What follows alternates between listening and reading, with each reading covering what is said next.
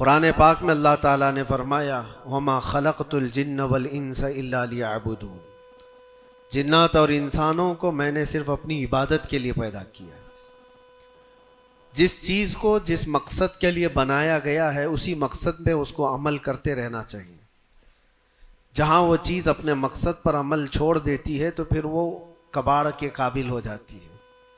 کوئی مشین اگر گھر پر لائے ہوں، مسالہ پیسنے کی مشین، مکسر، اگر وہ اپنا کام نہیں کر رہی ہے تو پھر وہ مشین گھر میں رکھنے کے قابل نہیں ہوتی۔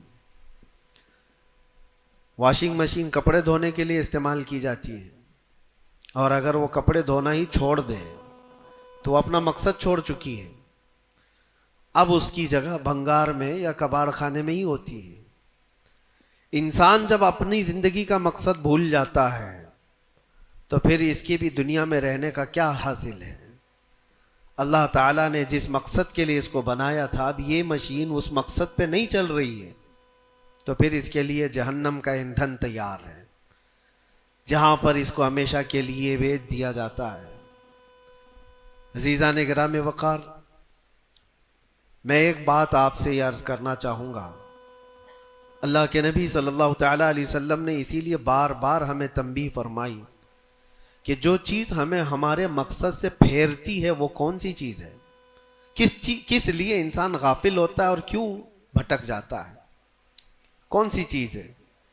تو نبی پاک صلی اللہ علیہ وسلم فرماتے ہیں میں میرے بعد اپنی امت سے اس بات کا اندیشہ نہیں رکھتا کہ یہ کافر ہو جائے گی، مشرک ہو جائے گی۔ حضور فرماتے ہیں مجھے اس کا ڈر نہیں ہے کہ میری امت مشرک ہو جائے گی، کافر ہو جائے گی، لیکن اندیشہ اس بات کا ہے، ڈر اس بات کا ہے کہ تم پر دنیا پھیلا دی جائے گی اور تم دنیا سمیٹتے سمیٹتے اللہ رسول کو بھول جاؤ گے۔ آج یہ پوزیشن پر جو مسلمان آیا ہوا ہے، امت مصطفیٰ کی یہی حالت ہے کہ دنیا اس قدر حاوی ہے کہ وہ اپنے آرام اور سکون کو چھوڑنا نہیں چاہتا۔ جو کمفرٹ زون میں جینے کا عادی ہو گیا ہے اسے آج مشکلات کا سامنا کرنے کی ہمت نہیں ہے۔ آج میں محسوس کرتا ہوں میرے عزیزوں، جب رسول پاک صلی اللہ تعالی علیہ وسلم کی عزت کی بات پر، قرآن پر، اسلام پر، دین پر اور اللہ کی ذات پر حملے ہوں تو لوگ آئیں کائیں کرتے رہتے ہیں، ابھی اپنے دائیں بائیں دیکھتے رہتے ہیں کہ میری سیفٹی کتنی ہے، میری سیکیورٹی کتنی ہے۔ چھوٹے سے لے کر بڑا آدمی ہر ایک یہ سوچتا ہے کہ خواہ مخواہ اس مسل میں اپنا سر کیوں رکھنا، کیوں اپنی جان کو جوخم میں ڈالنا ہے، میرے بھی بیوی بچے ہیں اور سب مشکل میں پڑ جائیں گے۔ یہی دنیا میں کمفرٹ زون میں جینے کی خواہش اس کو بزدل بنا دیتی ہے اور اپنے راستے سے اسے ہٹا دیتی ہے۔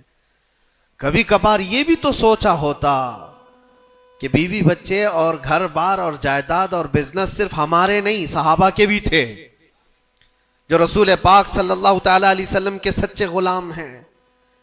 ان کی بھی جائیدادیں تھیں، ان کے بھی مال و اولاد تھے، ان کی بھی بیوی بچے، لیکن کبھی عظمت مصطفیٰ اور دامن مصطفیٰ کے بیچ دنیا کی کسی چیز کو انہوں نے کبھی آنے نہیں دیا ہے۔ ہم ساری چیزوں کو پہلے مقدم رکھتے ہیں کہ کیا ہوگا۔ میرے عزیزوں، ایک صحابی رسول کی بات اگر عرض کروں، ابو دحدہ، ایسے مالدار صحابی تھے جن کا باغیچہ پورے مدینے میں سب سے قیمتی باغیچہ تھا، سب سے قیمتی باغیچہ تھا، اور ان کے باغیچے کی کھجوریں سب سے مہنگی کھجوریں۔ ابو دحدہ کے باغیچے کی شہرت تھی مدینے میں، مسجد نبوی میں بیٹھے ہوئے تھے۔ حضور پاک صلی اللہ تعالی علیہ وسلم کے پاس ایک مسئلہ آیا تھا، ایک یہودی کا اور ایک مسلمان کا، ایک دوسرے صحابی کا۔ اس یہودی کے اور مسلمان صحابی کے درمیان جو مسئلہ وہ تھا ایک درخت کو لے کر کے، کھجور کی درخت وہ یہودی کے آنگن میں تھا جس کی کھجوریں اس صحابی کے گھر پہ گر جاتی تھی۔ انہوں نے خریدنے کے لیے کہا، وہ دینے کو راضی نہیں تھا۔ یا اس طرح کا ایک مسئلہ اور بھی ہے، اللہ کے نبی صلی اللہ تعالی علیہ وسلم نے رغبت دلائی، کوئی ہے جو یہ ایک درخت خرید کر کے میرے اس صحابی کو دے دے، اسے میں جنت کا باغیچہ دوں گا۔ تو اس وقت ابو دہدہ کھڑے ہوئے، کہا یا رسول اللہ صلی اللہ تعالی علیہ وسلم، میں سودا کروں گا اس یہودی سے، ایک ہی درخت تھا اس کے آنگن میں۔ اس سے کہا کہ کتنے میں تو یہ درخت بیچے گا؟ میرے نبی کی بات ہے، حضور کا فرمان ہے، میں خریدوں گا۔ اس نے کہا میں بیچنا نہیں چاہتا اس کی قیمت، کیونکہ اسے پتا تھا ان کی کمزوری ہے۔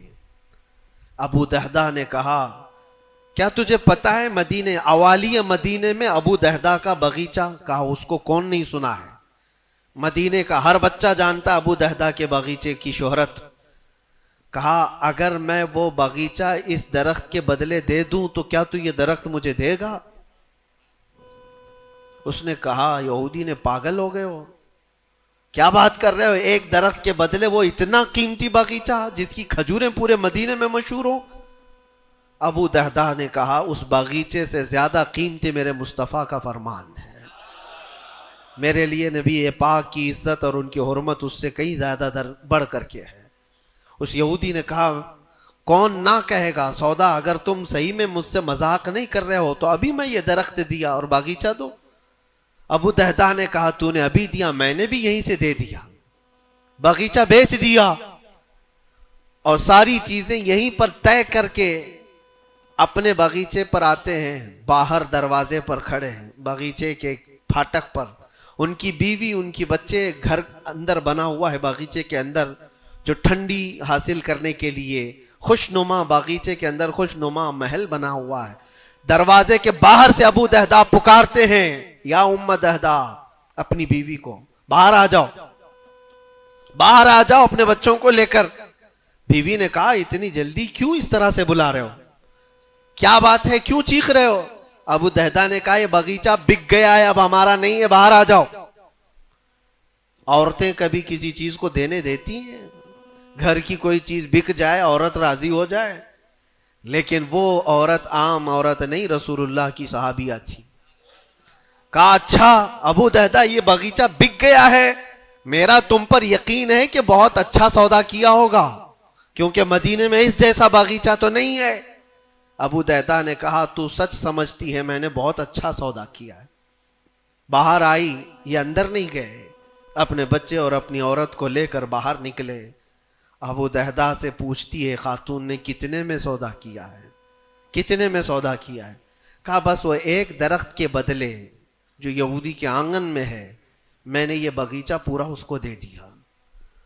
عورت نے کہا ہاں ایسے کیسے، اتنا بڑا باغیچہ ایک درخت کے بدلے میں؟